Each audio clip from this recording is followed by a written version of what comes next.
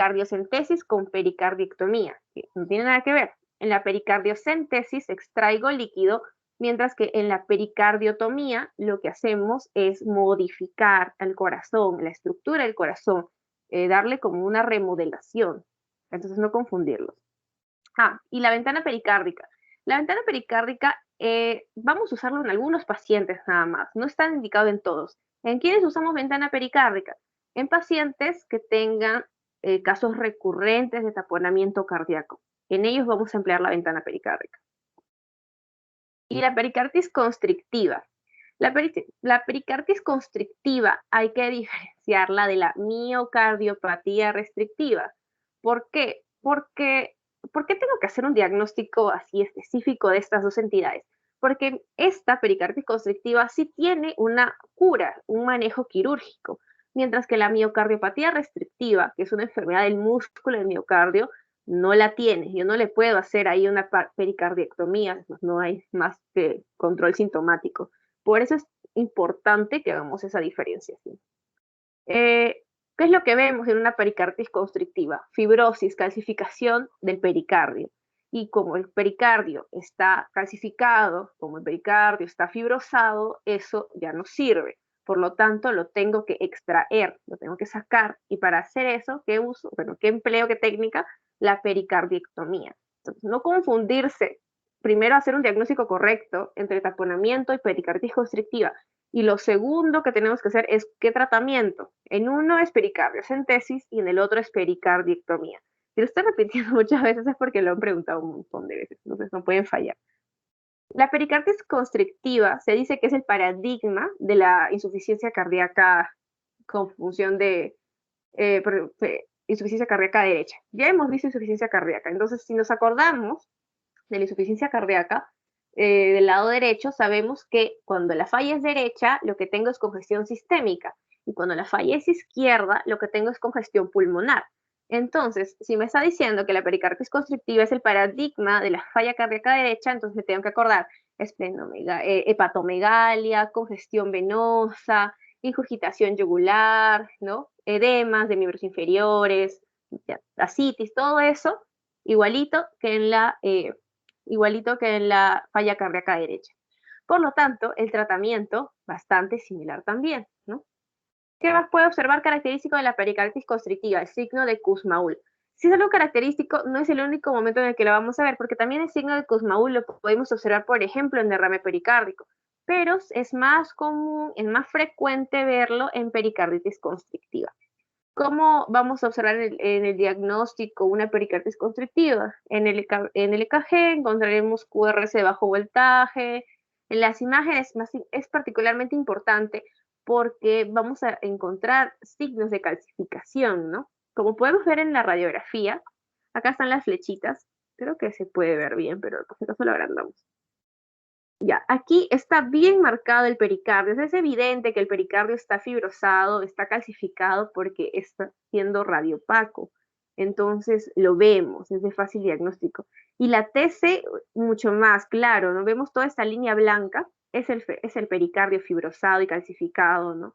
Mire, está blanco casi como el hueso porque hay signo de calcificación. Entonces, en este caso, pues no me queda más que remover todo ese tejido que ya no sirve. No hay más que saber en realidad sobre estas enfermedades del pericardio, más que lo que ya les mencioné.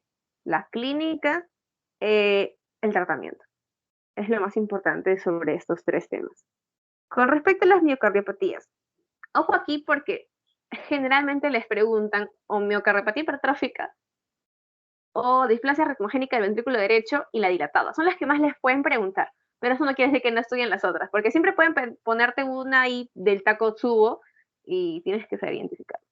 Ya, en el caso de la miocardiopatía hipertrófica, aquí como premisa general hay que saber que para hacer un diagnóstico de miocardiopatía, yo primero tengo que descartar todas las otras causas más comunes que me pueden causar la misma clínica. Tengo que descartar hipertensión o daño posterior a hipertensión, tengo que descartar valvulopatía, tengo que descartar cardiopatías congénitas. Una vez que yo ya descarté todo, absolutamente todo, no me queda más, recién pensaré en miocardiopatía. Bien, entonces en este caso lo que vemos es un engrosamiento del músculo de origen genético. Eh, bueno, principalmente genético. Hay otras alteraciones que lo pueden causar también, pero no son las más frecuentes. ¿Y eso cómo lo sabemos? ¿Cómo sabemos que la mayoría de casos son genéticas? Entonces, cuando vemos una persona en las noticias que estos jugadores que fallecen repentinamente durante el juego son pacientes jóvenes, ¿no? No vamos a pensar que es un paciente que tiene factores de riesgo. Entonces, probablemente la causa sea genética. Y así son los casos más, son la mayoría de los casos. Pacientes que debutan, lamentablemente, con muerte súbita a causa de miocardiopatía hipertrófica. Existen algunas síndromes asociados a estas miocardiopatías, como el síndrome de Noonan, el síndrome de Pompe, de Fabry, ¿no? Pero también existen otras causas no genéticas, como por ejemplo la obesidad, ser un hijo de una madre diabética y el sobreentrenamiento atlético, que podrían causar miocardiopatía hipertrófica, no siendo las más comunes, ¿no? A ver qué pasa. Ya.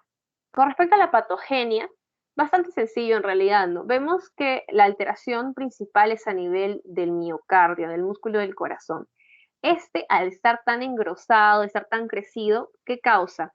Causa menor distensibilidad cardíaca, es decir, el corazón no se va a llenar como debe llenarse y por lo tanto tengo un fallo también diastólico porque el corazón, así como no se llena, tampoco pues, puede relajarse, que es básicamente en el momento en el que se está llenando, se está relajando el corazón.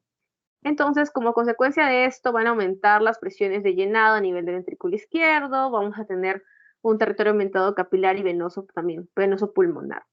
¿Y todo esto qué me va a causar? Disnea. Es un paciente que cuando debuta con sintomatología que no es la muerte súbita puede tener disnea. Pero ojo que tampoco son los más, porque generalmente esta patología es asintomática y cuando ya se presenta, pues se presenta de manera fulminante. Vemos también, ojo que porque dentro de la miocardiopatía hipertrófica hay unas miocardiopatías que se les llama obstructivas. Y dentro de estas miocardiopatías obstructivas está una entidad que es el movimiento sistólico anterior de la válvula mitral, más conocido como SAM. Recopilando, dentro de las miocardiopatías hipertróficas existe un grupito que se llama que son miocardiopatías hipertróficas, pero obstructivas. ¿Qué está sonando? Bueno, ya, pero obstructivas. Un ejemplo de estas es el SAM. ¿Qué cosa es el SAM? Se dice que en esta entidad lo que ha crecido particularmente es el tabique interventricular, ¿no? Se ha desarrollado de sobremanera. Y como consecuencia de ese desarrollo del tabique interventricular hay un crecimiento hacia el lado izquierdo del corazón prominente. ¿Y esto qué cosa hace? Va a dar una malformación, va a alterar la estructura de la válvula mitral, impidiendo el flujo de salida del ventrículo izquierdo hacia la aorta finalmente, ¿no? Entonces, porque toda esa sangre, pues finalmente no va a expulsarse como debería ser. Esto es característico también que se presente, es una forma no común, pero se puede presentar la miocardiopatía hipertrófica de esta manera, ¿no?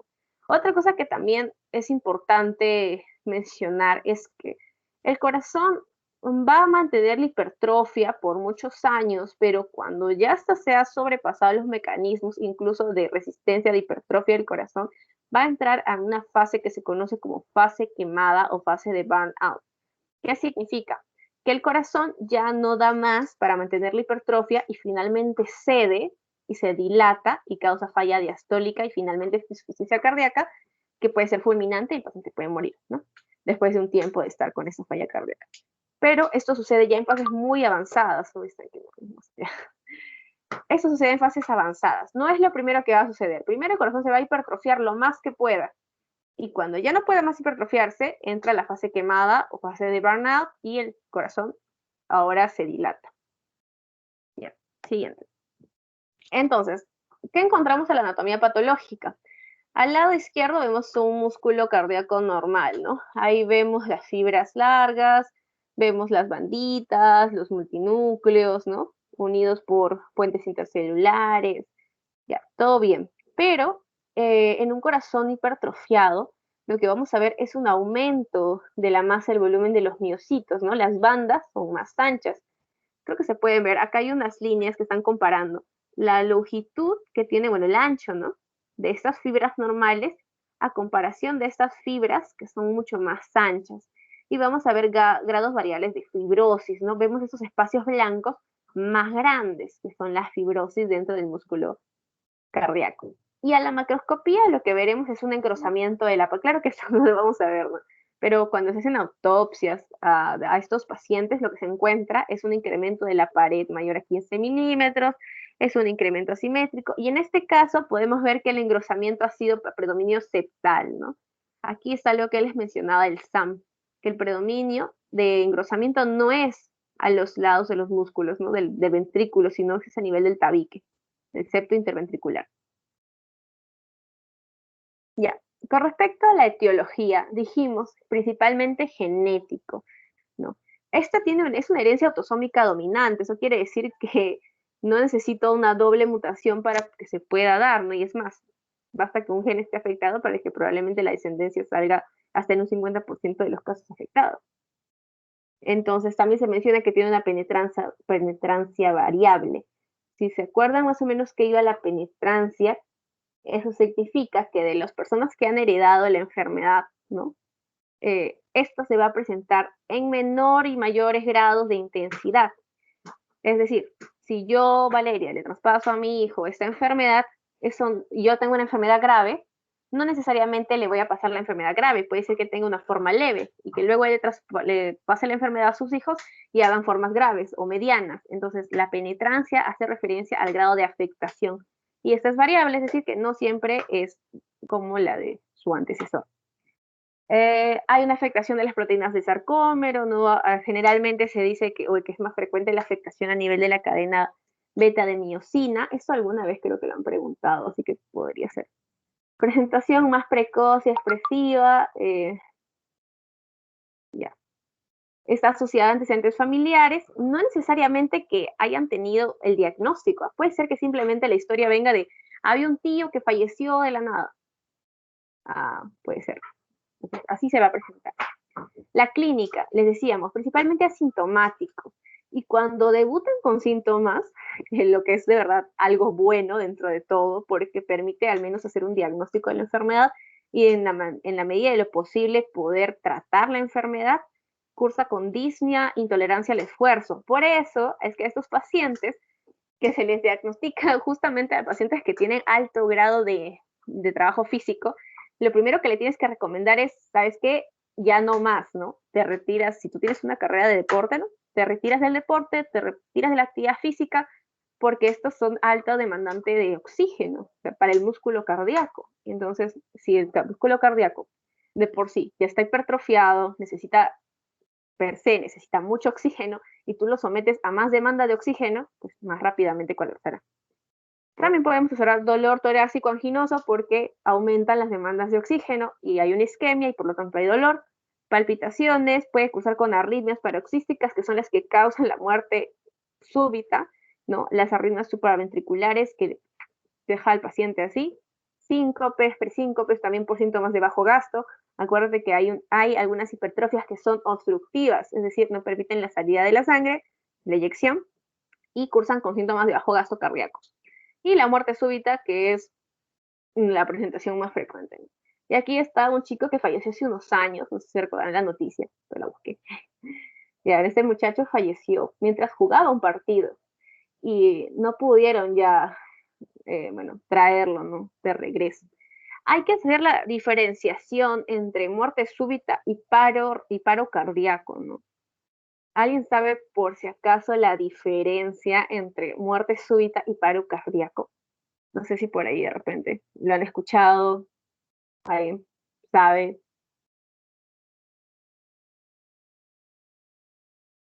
Bueno, se mire que no. Ya. La diferencia entre un paro cardíaco y una muerte súbita es que el paro cardíaco, si tú le haces las maniobras adecuadas, sacas al paciente del cuadro, sale, ¿no? Por en este caso de RCP, le metes desfibrilador, sale. Pero en la muerte súbita, no importa lo que hagas, el paciente ya no sale del cuadro.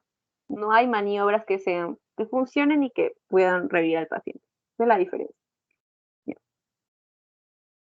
A la exploración física, bastante normal cuando no hay síntomas, un paciente está recontra chill, pero cuando ya no está así, pues podemos encontrar presencia de cuarto ruido, que acuérdate que siempre es patológico, siempre, siempre. Tiene impulso apical prominente y doble. ¿Por qué? Porque el músculo del corazón está hipertrofiado, su sístole va a ser más notoria porque el músculo es más gordo, ¿no? Obstrucción del tracto de salida del ventrículo izquierdo, y que encuentro soplos, soplo que se va a irradiar hacia la base del corazón, ¿no? En apex también. Ya.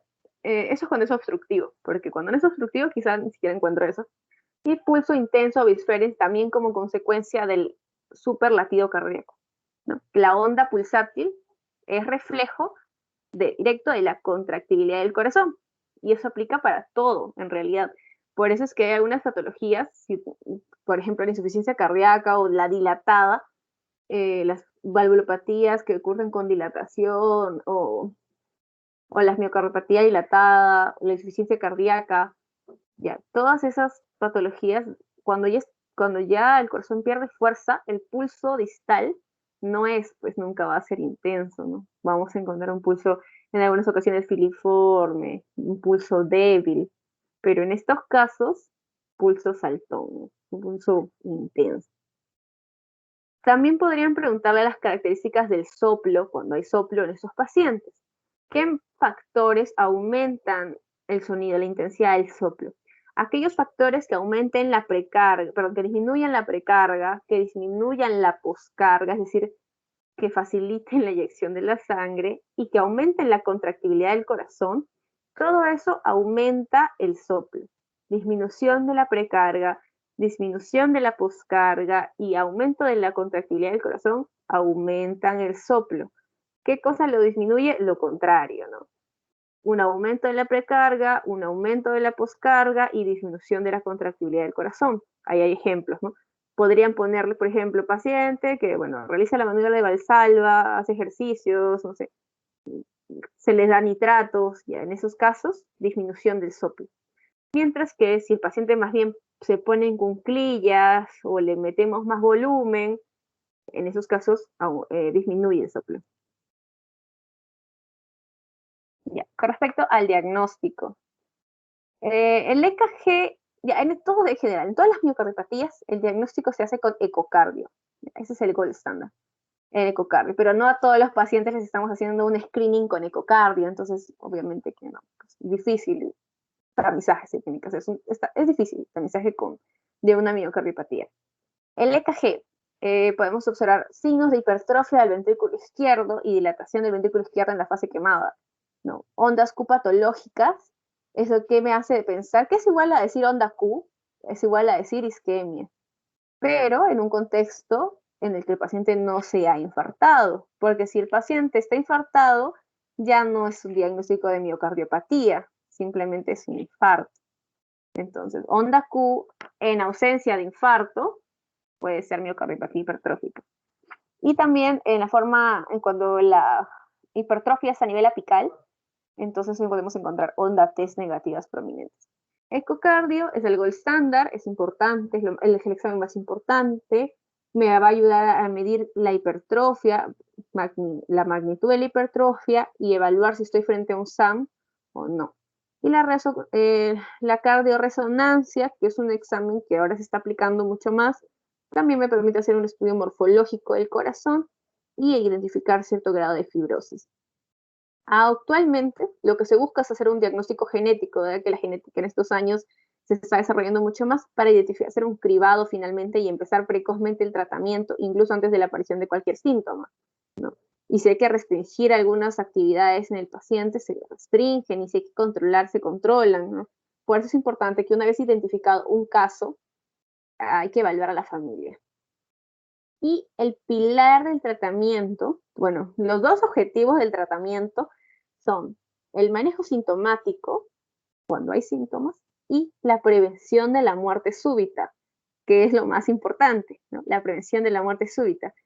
Hay algunos factores de riesgo que van a ser mayores, que me vas a pensar que este paciente tiene más riesgo de morirse súbitamente que otros, ¿no? Criterios mayores, el principal es que ya haya un antecedente de muerte súbita en el que el paciente haya sido, que le hayan podido sacar del cuadro antes de que el paciente pues fallezca, porque no pasa en la mayoría de los casos.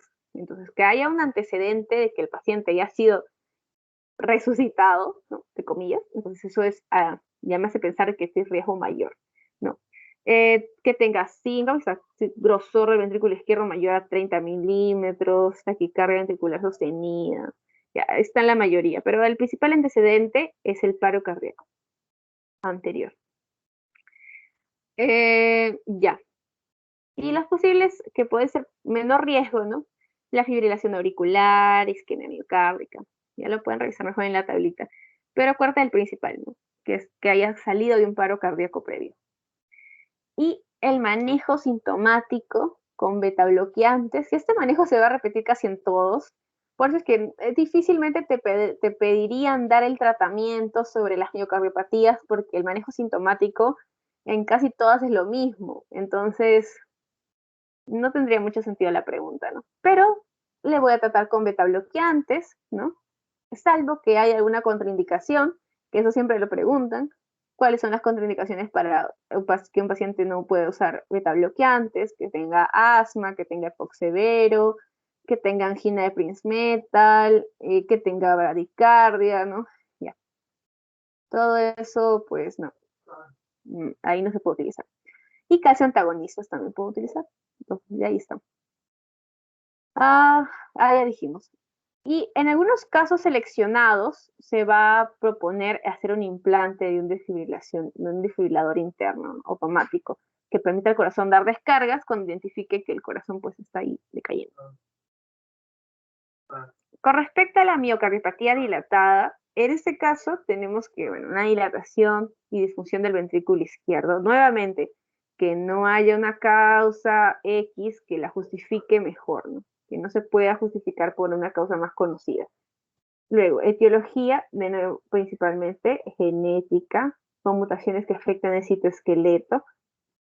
Ahí está la distrofina, la desmina, ¿no? También causas adquiridas, cuando son adquiridas, en algunos casos son reversibles. Por ejemplo, la miocardiopatía enólica, hasta cierto grado puede revertirse, ¿no? La periparto, que también la incluyen muchas veces aquí.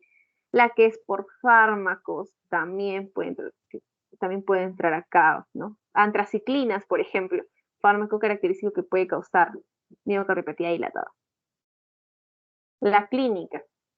Un joven, sexo masculino, raza afroamericana. Y acá vemos el paradigma de la insuficiencia cardíaca con función sistólica disminuida. No confundirse con lo que habíamos mencionado de la falla derecha en enfermedades pericárdicas. Es diferente. Si me dicen fracción de eyección disminuida, ¿no? Sistólica disminuida, entonces de por sí tengo signos de bajo gasto. Ahí está, disnea, astenia, intolerancia, síncope, dolor, palpitaciones, ¿no? Ya. Todos esos síntomas, bajo gasto, me van a hacer, bueno, se pueden presentar en la miocardiopatía dilatada. ¿Cómo hago el diagnóstico? Ecocardio, todas con ecocardio. Y cateterismo que me sirve para identificar disfunción ventricular y también isquemia miocárdica. La miocardiopatía periparto es una subclasificación de la dilatada, porque es algo que puede ser temporal en algunas mujeres. Durante el embarazo pueden presentar miocardiopatía dilatada, que cuando persiste o la paciente no se recupera del cuadro totalmente una vez finalizado el embarazo, entonces, en ese caso, no es bueno, ¿no? Mal pronóstico y se recomienda a la paciente no tener más hijos, hasta que exista una recuperación incompleta. Y si no hay finalmente una recuperación incompleta, simplemente ya no se le recomiendan más embarazos. ¿En quién es más común? Mujeres obesas, menores de 30 años, que tengan historia de preeclampsia, ¿no? Presión arterial elevada. Ya, todos esos casos pueden ser parte de un caso clínico, ¿no? Y el tratamiento, habíamos dicho que, como es el paradigma de la insuficiencia cardíaca con fracción de eyección ventricular deprimida o sistólico deprimido, usamos toda esta diapositiva que ya la habíamos presentado en insuficiencia cardíaca. Lo manejo principalmente con YECAS, ¿no? Y ARAS-2, que abiertamente reducen la mortalidad, 100% comprobado, mejoran la clase funcional en este caso de la disnea, ¿no? de la angina, también lo vamos a ver luego. Beta bloqueantes, cuando no están contraindicados, me ayudan a mejorar la función ventricular izquierda y estos actúan como antianginosos, ¿no? En general, todo caso de angina, isquemia, beta bloqueantes van a ser de cabeza. Espironolactona, plenaria diuréticos, siempre con mucho cuidado. Y todos los fármacos que vemos acá pueden ser utilizados. Incluso las contraindicaciones que también he puesto acá, tenerlas en cuenta, porque el manejo es exactamente igualito, es como si estuviéramos frente al mismo problema, salvo que es otra entidad. Y la miocardiopatía restrictiva. En este caso, lo que vamos a encontrar es que la alteración principal es la disfunción diastólica. Por eso hay que hacer un diagnóstico diferencial con pericarditis constrictiva. Es importantísimo. ¿Para qué? Para poder hacer un manejo adecuado. En la pericarditis constrictiva dijimos que hay solución, ¿no? Hacemos la pericardiectomía y ya está. Pero en la miocardiopatía restrictiva el manejo es sintomático, porque no hay nada más que hacer. ¿No? Vamos a ver que en este caso los ventrículos no van a funcionar como debería. Es decir, al momento del llenado no se van a llenar adecuadamente, no se van a extender adecuadamente y finalmente pues la sangre inyectada tampoco será las cantidades necesarias para el organismo. La clínica, similar a la pericarditis constrictiva. Voy a ver disnea de esfuerzo, fatiga, congestión venosa. Característico es observar el signo de Kussmaul, ¿no? Infiltración venosa, aumento de la presión yugular a la inspiración, signo de Kussmaul. Y en algunos casos vamos a ver que el paciente puede hacer embolismo. El diagnóstico, ya de nuevo, similar a la pericarditis constrictiva, podemos observar R3, R4, el ecocardio nuevamente es el diagnóstico, me permite evaluar estructuralmente el corazón, ¿no? El cateterismo me va a mostrar una morfología en raíz cuadrada o diplateado. Importante. No sé si lo pregunten, pero podría ser importante. Biopsia para diagnosticar algunas enfermedades genéticas como la amiloidosis o la hemocromatosis, que sería por depósito, ¿no? Y la cardioresonancia o la tomografía también nos pueden ayudar, ¿no? Para el diagnóstico diferencial con pericarditis constrictiva. Ya. La miocardiopatía ritmogénica del ventrículo derecho es la principal causa de muerte súbita en pacientes jóvenes. La miocardiopatía hipertrófica causa muerte súbita también, pero esta es más frecuente que la causa en pacientes jóvenes. ¿Cuál es la diferencia? En este caso de la displasia ritmogénica, el tejido muscular es desplazado por tejido graso. Como vemos en la imagen, estas son bandas, ¿no? Sarcómeras, músculo cardíaco, pero que están siendo infiltradas por grandes lagunas de grasa. Estas lagunas de grasa lo que causan son circuitos de reentrada, es decir, la corriente eléctrica del corazón no va a fluir en la dirección que debe fluir, el corazón no se contrae de la manera que se debe contraer y finalmente, ¿qué tengo? Taquicardia ventricular que puede llevar a la muerte súbita del paciente. Tiene una disposición característica que se le conoce como el triángulo de la displasia, en tracto de entrada, en apes y en tracto de salida del ventrículo derecho. Son las tres zonas en las que usualmente se da esta afectación, ¿no? Y que van a dar este circuito de reentrada. La principal sintomatología es la muerte súbita y en casos en los que se presenta con síntomas, en casos avanzados puede parecerse a insuficiencia cardíaca del lado derecho, es decir, congestión sistémica. Para hacer el diagnóstico de la displasia ritmogénica del ventrículo derecho, existen unos criterios que seguramente no los preguntarán, pero están hechos a base de alteraciones estructurales, funcionales, antecedentes familiares, hallazgos en el EKG, arritmias. Ya. Pero no creo, sinceramente no creo que lo pregunten. La resonancia magnética o la cardioresonancia es el estudio más sensible para esta patología, pero la biopsia es la que nos va a dar la confirmación, porque es un diagnóstico histológico. Lo que encontramos es una alteración histológica característica, ¿no? Hay un reemplazo del músculo por grasa. Acuérdense siempre de eso. Les pueden preguntar cuál es la alteración en la displasia. Tejido graso reemplazando tejido miocárdico. Ya, EKG, ondas T negativas en algunas precordiales y ondas sepsilon también características. Buscar siempre antecedentes en familiares de primer grado y no necesariamente con el diagnóstico, sino con sintomatología parecida, ¿no? Porque probablemente no tengan el diagnóstico. La miocardiopatía de Takotsubo. Este caso clínico va a ser característico, va a ser una mujer posmenopáusica, 50 y tantos años, que ha sufrido, por ejemplo, un evento emocional fuerte, como el fallecimiento de un familiar muy querido o una noticia que le impactó mucho, y como consecuencia de esa descarga adrenérgica es que la paciente va a referir como si estuviera infartándose, tal cual, igualito.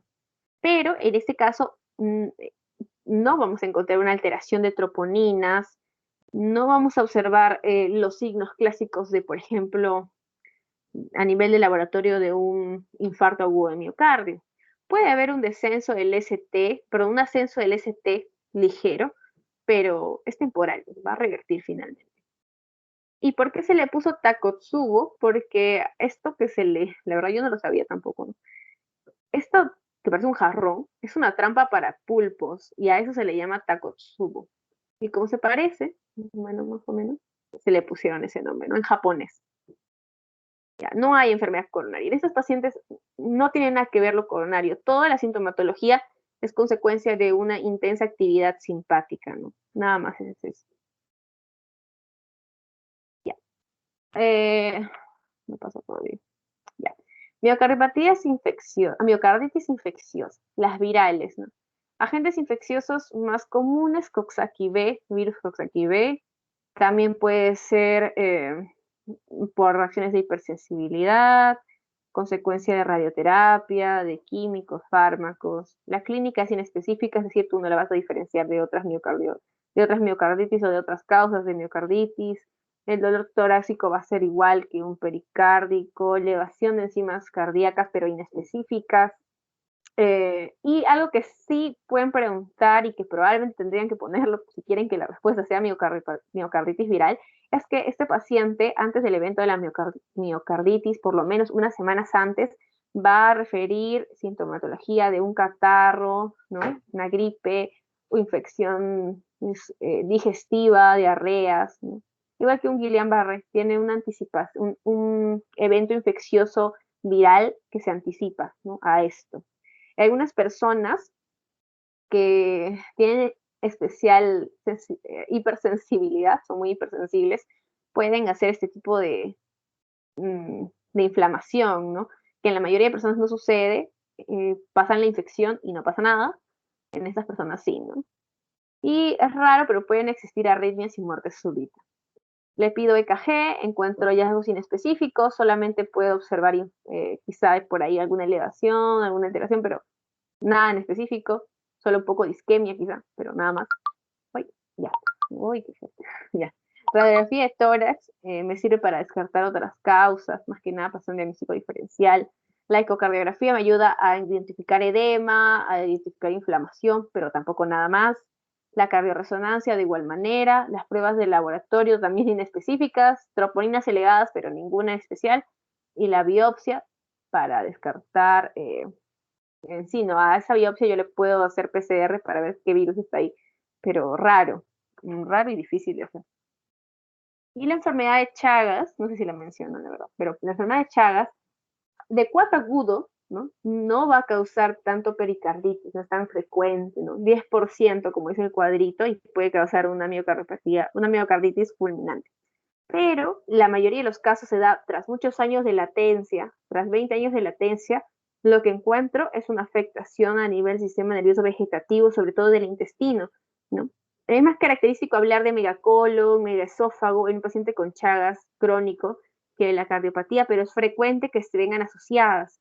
Si bien es cierto, es más frecuente escuchar o es más común escuchar que esta se asocia a estas dos entidades, megacolon y megaesófago, esta puede venir asociada de cardiopatía, que en este caso es la miocarditis, ¿no? Y puede presentarse como una bradicardia sinusal, pueden haber bloqueos de ramas, fibrilación auricular y otras alteraciones.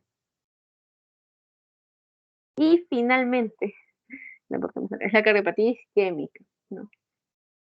Acuérdate que creo que todos sabemos más o menos el mecanismo de que va la cardiopatía isquémica. Tenemos una arteria coronaria en un paciente con factores de riesgo, porque en la mayoría de casos clínicos en los que es una cardiopatía isquémica, va a ser un paciente mayor de 50 años, hombre, con factores de riesgo. ¿Por qué hombre? ¿Porque soy feminista? No, porque los hombres tienen mayor riesgo cardiovascular que las mujeres. Eso es bien sabido, ¿no? Que además este paciente puede tener las 4 Ts, que son factores de riesgo, ¿me acuérdate? Tabaquismo, hipertensión arterial, diabetes y las dislipidemias. ¿Dónde tiene la T ahí? Colesterol. ¿Qué colesterol me interesa buscar? El LDL. Y mi objetivo de trabajo tiene que ser menor a 70. Es decir, antes se proponía que el objetivo del LDL sería que esté bajo 100, ¿no? En pacientes diabéticos. Pero ahora se dice que nuestro objetivo de LDL es ser menor a 70 en pacientes diabéticos, porque si tengo un paciente diabético, tengo un paciente coronario, ¿no? Es lo que bueno, ahora se sabe, ¿no? Todo paciente diabético debe ser tratado como potencial paciente coronario. Y en este cuadrito vemos todo lo que debería ser y que no es un paciente que tiene factores de riesgo. Inactividad física, sedentarismo, alto consumo de grasas, que tiene hábito tabáquico, X no come, no tiene consumo de fibra. Bueno, X, ¿no? Todo eso que se acaba lo contrario. Esos son los factores de riesgo. Y la patogenia, lo más básico que podríamos decir, porque creo que todos ya más o menos conocemos de qué va la fisiopatología, es que va a haber una disminución del aporte de oxígeno y un aumento de la demanda. Entonces, la ley de oferta y demanda aquí está alterada. Tengo mayor demanda de oxígeno, pero tengo disminución en el aporte. ¿Eso qué me da? Isquemia. La isquemia me causa angina, infarto, y hay una cadena de eventos isquémicos cuando un paciente se está infartando, ¿no? Primero hay una disminución del ATP, disminuye la relajación, disminuye la contracción, alteraciones en el electrocardiograma, dolor anginoso, y si esas alteraciones, ese infarto afecta zonas o compromete mucho el corazón, puede causar arritmias que pueden ser mortales para el paciente, ¿no? Ya. Diagnóstico diferencial. Aquí hay como una ley que se dice que es que todo paciente que tenga dolor torácico de tipo anginoso, claro, o que se le parezca, es infarto agudo de miocardio hasta que se demuestre lo contrario, o es un paciente con síndrome coronario, síndrome isquémico, hasta que se demuestre lo contrario. Entonces yo no debo subestimar a ningún paciente que venga y diga que tiene este tipo de dolor, ¿no? Que ya lo conocemos, opresivo, retroesternal, que se irradia la mandíbula, el cuello, el brazo izquierdo, ya. No debo subestimarlo y siempre debo mandar a que se haga su EKG. Si el EKG sale negativo, más tranquilamente podré buscar otras causas. Entonces, en mi esquema mental siempre debe estar primero causa cardíaca. Si no es la causa cardíaca, causa respiratoria. Si no es la causa respiratoria, tengo que buscar gastrointestinales, musculoesqueléticos más alejados, ¿no? De origen psicótico más alejado, y así voy alejándome, ¿no? Si viene un paciente ansioso, ¿no? O te dicen, igual, si viene su familiar y dice, no, este es ansioso, de igual manera tú no debes subestimar, por más que quizá tengan razón, y si refiere tener este dolor, debe ser evaluado bajo el protocolo de infarto, porque quizás sí es, y quien va a la cárcel, pues finalmente somos nosotros, ¿no? Entonces siempre se recomienda que no se debe subestimar a ningún paciente y todos deben seguir el mismo protocolo. Pero existe hasta un 30% de pacientes que no van a presentar la sintomatología característica de un infarto, que cosa es el dolor característico más síntomas vegetativos. Ellos no presentan esto, presentan disnea. ¿Qué pacientes son? Mujeres jóvenes, ancianos y personas diabéticas. Cuando tengamos estos pacientes hay que tener mucho ojo, porque quizás vienen, no sé qué doctor, no es dolor, pero es una opresión, no puedo respirar bien, ya. Si tengo en cuenta estas características, tengo que ser bastante juicioso y mejor pensar de más que pensar de menos, ¿no? Además hay otras patologías que tienen, que pueden hacerse un diagnóstico diferencial, pero que tienen características. Por ejemplo, a veces han preguntado disección aorta. La disección de aorta tiene la característica de ser un dolor lancinante y descendente. ¿Por qué? Porque se afecta la arteria aorta torácica, entonces va bajando, ¿no? Como el lancinante. O el neumotórax también en causas respiratorias, característico, súbito, dolor en punta costado, paciente que camina así todo emelonado, ya. Característico, ¿no? Pero de igual manera, todo dolor torácico es infarto hasta que se muestre lo contrario. La clasificación, yo siempre me confundía con esto, la verdad, hasta que más o menos que lo entendí. Ya, los síndromes coronarios lo podemos dividir en agudos y crónicos, ¿no? Los crónicos tenemos una entidad, que es la angina estable. Y la angina inestable no es crónico, yo también pensaba al inicio que eran sí, la angina estable y la inestable. Y es más, en algunas literaturas quizá los encuentres a los dos en crónicos, pero se dice que la angina inestable es la inestabilización, valga la redundancia, de la angina estable. Es una agudización de la estable, por lo tanto debe pasar al lado de las agudas. Tratamos de clasificarlo así porque bastante confuso. Dentro de los agudos como tal se diferencian en que ST elevado y ST sin elevación o ST no elevado, porque ahí las siglas pueden variar. Algunos les ponen síndrome coronario agudo sin elevación del ST y otros ponen síndrome coronario agudo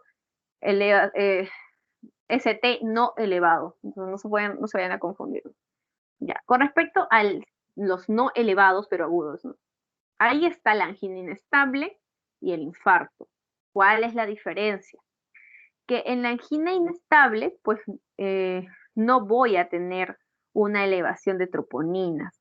Mientras que en el infarto establecido, pero no ST elevado, yo tengo troponinas elevadas y eso es lo que tengo que pedirle porque me va a ayudar en el diagnóstico.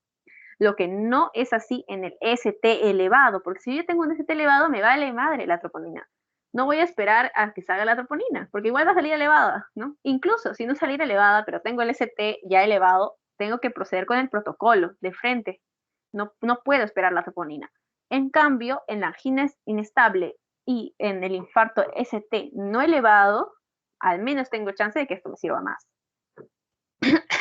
Ya. A grandes rasgos, ¿cuál es la diferencia entre una angina estable? Uy, ya. Entre una angina estable y una angina inestable. Ya. Primero vamos con la estable. En una angina estable, el dolor anginoso se presenta cuando el paciente hace un gran esfuerzo, cuando el paciente y cede con nitratos, cede al reposo y esta angina no dura más de 15 minutos o 10 minutos en algunos casos, en algunas literaturas. Si una vez que el paciente siente que ese dolor cada vez es con menor intensidad o dura más tiempo o ya no cede con los nitratos, entonces estoy frente a una angina inestable. Ya. Síndrome coronarios crónicos. Tenemos a la cardiopatía isquémica estable, ¿no? Que es la angina estable. La clínica nos pueden presentar paciente varón mayor de 50 años con factores de riesgo que ya mencionamos. El dolor torácico con ciertas características. Primero, temporal, es decir, va a ceder menor a 10 minutos, calma con nitratos o calma con el reposo y siempre aparece con un esfuerzo similar. ¿Eso qué quiere decir? Que si generalmente el dolor me aparece cuando estoy subiendo las escaleras, cada vez que suba las escaleras va a aparecer. Pero si estoy tejiendo, no va a aparecer, ¿no? Ya, a eso se refiere. Y el examen físico puede ser normal, no contributorio. El diagnóstico. En el EKG no hay que confiarse porque puede salir 50% normal, ¿no? Un 50% de los casos. ¿Cómo hago el diagnóstico? Con ergometría, con prueba de esfuerzo. Eso me hace el diagnóstico de angina estable. Ecocardio de estrés también me sirve para evaluar básicamente lo mismo y la gammagrafía es muy importante ¿Por qué? Porque me va a permitir estudiar zonas, eh, zonas sanas del corazón. Dentro de una zona de isquemia, ¿no? Porque en la prueba de esfuerzo tú vas a identificar eso. Pero dentro de una zona de isquemia puedo encontrar a veces zonas funcionantes, pero que como el corazón, por sus propios mecanismos para no morir el tejido, hace vasoconstricción y deja de latir, deja de contraerse, pero es tejido vivo. ¿Cómo lo detecto? ¿Cómo identifico esa zona? Le hago una prueba, una gamografía, porque sé que ese es tejido vivo y que probablemente si yo le hago una buena reperfusión o empiezo a tratar la causa, se recupere esa zona y vuelva a latir. Por eso es importante la gamografía. Y la coronariografía me sirve para identificar, ¿no? Qué arteria es la afectada. Tomo una foto de las arterias, el paciente, eso es un manejo ambulatorio, se va a su casa y yo ya tengo pues, ¿no? cuál es la arteria afectada. Existe una clasificación, así como se acuerdan de la New York Heart Association, que tenía su clasificación de disnea, ya, igualito, pero con angina, tiene la Sociedad Canadiense de Cardiología, ¿no? Del 1 al 4. Y yo cuando tengo un paciente con ese tipo de patologías, tanto estable como inestable, le tengo que hacer la clasificación porque me va a permitir evaluar al paciente y ver su pronóstico, hacerle un seguimiento posterior. El tratamiento de la angina estable puede ser tanto invasivo como no invasivo. El manejo no invasivo va a depender, ¿no? Si es agudo, solamente pasa algunas veces, con la nitroglicerina bastará y control de los factores de riesgo. Y el crónico, en ese caso, le tengo que dar lo que se conoce como el cóctel coronario. ¿Qué es el cóctel coronario? Son un conjunto de fármacos con distintos efectos, pero que todos van a tener el mismo fin de cuidar la salud de las arterias coronarias. Tenemos los antianginosos, ¿no? Ahí están los nitratos. Los antiarrítmicos, cuando vemos una arritmia, si no vemos arritmia, no le damos. Antihipertensivos, si el paciente tiene hipertensión, si no, no le damos. Diuréticos, si el paciente tiene sobrecarga, si no, no le damos. Pero, me olvidé de mencionarlo, en los antihipertensivos, los YECA, alguien podría decir, pero Valeria, los YECA no solamente se dan como antihipertensivos, porque también tienen una función de antirremodelado, ¿no? del corazón, pero la dosis es diferente. Mientras que en un paciente con hipertensión, tú le das las dosis completas. En un paciente en el que tú quieres manejar el remodelado cardíaco, le vas a dar casi hasta la mitad de la dosis mucho más bajas. Y así se mantiene porque tiene ese efecto, ¿no? Entonces ahí también es importante eso. Los beta bloqueantes, siempre en una isquemia, los beta bloqueantes tienen que estar presentes, excepto las excepciones que ya las hemos mencionado hasta el cansancio, y los protectores del endotelio, que van a ser dos, la atorvastatina para controlar las dislipidemias y la aspirina para evitar para evitar la agregación plaquetaria. Y dentro del tratamiento invasivo tenemos la revascularización por medio de angioplastía o por medio de cirugía bypass, ¿no? La angioplastía, ¿cuándo la voy a emplear? Cuando tengo uno o dos vasos afectados, más del 70% por una placa de ateroma, hago angioplastía. Pero si ya tengo 3 vasos o más, o el tronco coronario izquierdo está afectado, ya no le puedo hacer angioplastía, sino que le tengo que hacer bypass. ¿Ya? Eso sí, puntos claves nada más, ¿no? Y en síndromes coronarios agudos, tenemos el síndrome coronario agudo con elevación del ST, que es el infarto como tal, ¿no? Se dice que dentro del síndrome coronario agudo con elevación del ST hay una clasificación de 5 subtipos. Uno por placa de ateroma, ¿no? que es la más frecuente. El desbalance, por ejemplo, en vasoespasmo, que vamos a ver ahorita en la angina de Prinzmetal. Muerte súbita, cuando el síndrome coronario agudo es consecuencia de una angioplastía o cuando es consecuencia de un bypass quirúrgico. ¿Cuál es la clínica? Dolor retroesternal, opresivo, que la intensidad es creciente, que se irradia mandíbula, cuello y brazo izquierdo, no cede con nitratos, además tiene síntomas vegetativos acompañantes como náuseas, vómitos, cefalea, X, ¿no? De predominio matutino, es decir, a primeras horas de la mañana. ¿Cómo hago el diagnóstico? EKG. ¿Puedo pedir enzimas? Sí puedes pedir enzimas, pero en un paciente que llega así, con esta clínica, no vas a pedirle enzimas, pues no en ese momento al menos. Las enzimas, las troponinas específicas, ¿para qué sirven? ¿Para hacer el diagnóstico? No, el diagnóstico es evidente, ¿no? Eh, pero me ayudan a hacer el pronóstico. Entonces, por eso lo puedes pedir después, pero no de momento. De ninguna manera las troponinas deben retrasar el diagnóstico del infarto, ¿no? Ya, le pido EKG, ¿qué tal toque? ¿Qué encuentro? Encuentro tres cositas, tienes que recordar. Ondas T elevadas y picudas al inicio de la isquemia, la elevación del ST, que me hace pensar de la onda isquémica despolarizante, y la negativización de la onda T. Eso es al inicio, lo que yo encuentro. Siempre teniendo presente que onda Q, perdón, onda Q es igual a decir isquemia. Onda Q es igual a decir isquemia, necrosis, donde sea que se vaya, donde sea que lo lean. Y cuando ya la necrosis está establecida o está en progreso, pero se está estableciendo, todas estas alteraciones que hemos mencionado primero van a ir revirtiendo. ST isoeléctrico, ondas Q en derivaciones en las que anteriormente se había elevado el ST, es decir, donde encontré ST elevado, ahora cuando ya se estableció el infarto ya no encuentro el ST elevado, sino que encuentro la onda Q que me dice, acá está isquémico, acá está muerto el tejido, donde antes había elevado el ST, que era la onda despolarizadora de isquemia, ¿no? Entonces, se entiende. Algo que siempre se recomienda es que hay que pedir más derivaciones de las que usualmente se colocan.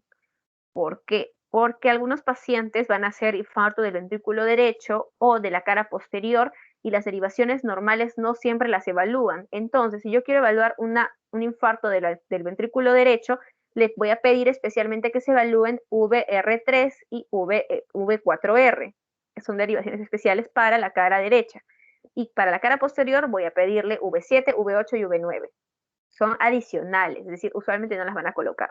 Si es que yo estoy sospechando de que es un paciente que puede tener este tipo de infarto. Ya.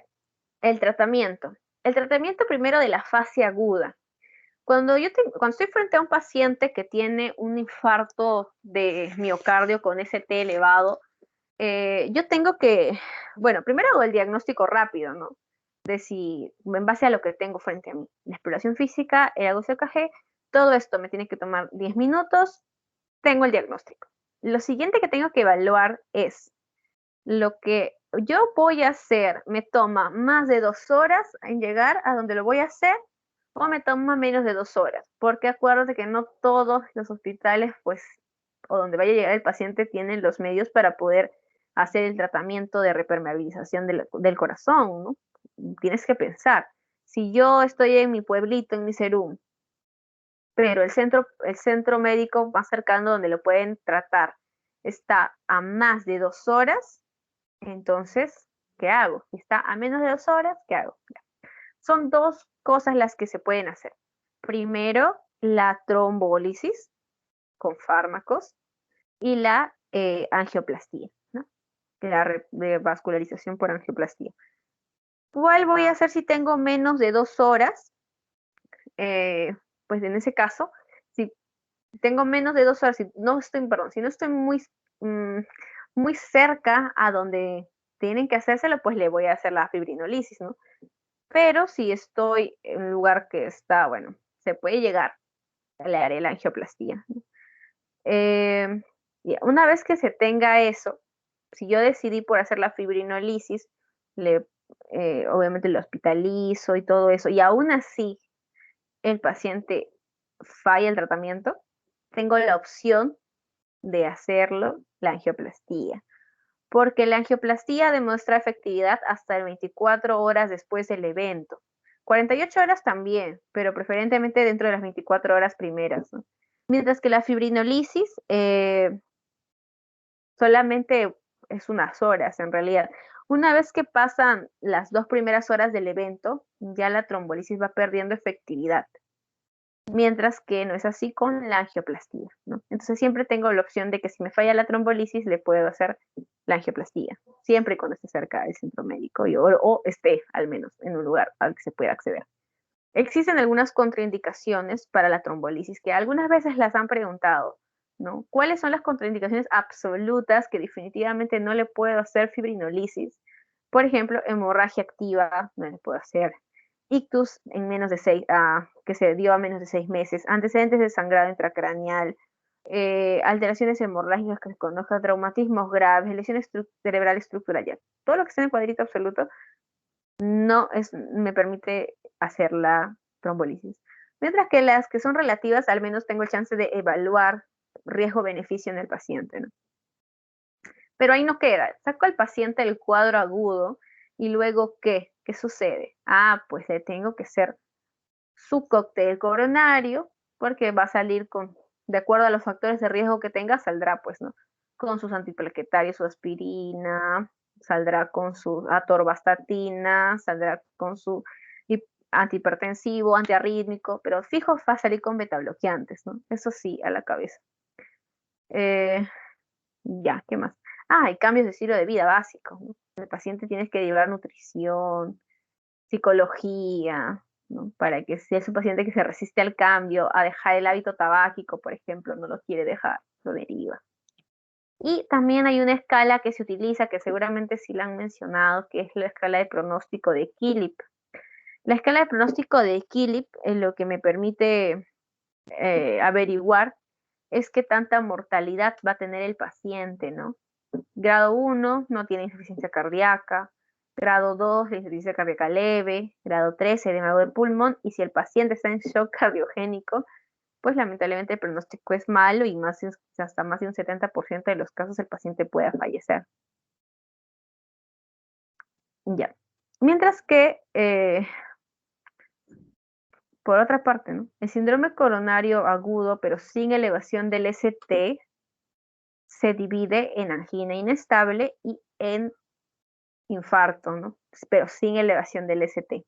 La angina inestable habíamos dicho que era angina de reposo, que requería menos esfuerzo, son más prolongados los episodios, y tiene, ya, aquí les decía. Lo que pasa es que la angina inestable para algunas definiciones es una agudización de la angina estable. Entonces, si yo veo que por ya aproximadamente 4 semanas empieza a suceder esto de que los eventos anginosos son mayores a 20 minutos, o si empezaron a menos de 2 meses el primer evento y ya tengo gran deterioro, según la escala la escala canadiense de angina, entonces, pues, eso se define como angina inestable. ¿Cómo hago el diagnóstico? Puedo observar un ST elevado, una inversión de la onda T, los marcadores son normales, eso siempre acuérdate, en una angina inestable no hay troponinas elevadas, y la coronariografía hay que tomarla como un electivo. ¿Por qué? Porque no es que esté indicada en todos los casos, ¿no? Pero a veces es bueno, de acuerdo a los factores de riesgo del paciente, porque quizás estoy frente a un paciente obeso o diabético que consume tabaco, le hago la coronariografía y encuentro arterias que tienen una placa de ateroma ya casi al 70% de la cobertura de la luz arteriolar. Esas arterias, por más de que no haya sintomatología así de infarto tal cual, tengo que manejarlas, tengo que operarlas, ¿no? Tengo que mejorar esa situación. Por eso es selectivo. Y además existen algunos subtipos de angina inestable, ¿no? La angina de reposo, de reciente comienzo, la acelerada y la posinfarto. Cada una con sus características. No sé tampoco si las puedan a mencionar, pero por si acaso están ahí, ¿no? Ya. El tratamiento. De nuevo, el cóctel coronario que ya habíamos mencionado y anticoagulación oral. Antiisquémicos, ahí están los nitratos, ¿no? Los betabloqueadores, los calcio antagonistas, tenemos los antitrombóticos, ¿no?